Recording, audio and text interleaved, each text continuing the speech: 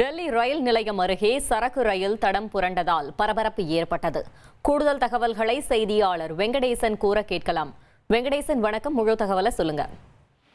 வணக்கம். டெல்லியில் சக்கூர் பஸ்தி ரயில் நிலையம் என்று ஒன்று உள்ளது. அந்த ரயில் நிலையம் அருகே இன்று சரக்கு ரயில் 2 பெட்டிகள் தடம் புரண்டு விபத்து ஏற்பட்டது. குறிப்பாக இந்த டெல்லியில் உள்ள அந்த சக்கூர் பஸ்தியில் ரயில் நிலையம் அருகே சென்று கொண்டிருந்த சரக்கு ரயிலில் 2 பெட்டிகள் தடம் புரண்டு இந்த விபத்து என்பது ஏற்பட்டுள்ளது. இந்த விபத்தில் நல்வாய்ப்பாக யாருக்கும் காயம் ஏற்படவில்லை.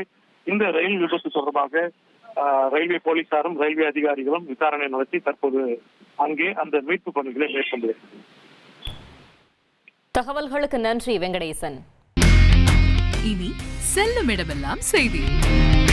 தந்தி டிவியின் வாட்ஸ்அப் சேனலை ஃபாலோ பண்ணினா செல்லருக்கும் இடமெல்லாம் செய்தி. இதோ QR கோட் இப்பவே ஸ்கேன் பண்ணுங்க, ஃபாலோ பண்ணுங்க.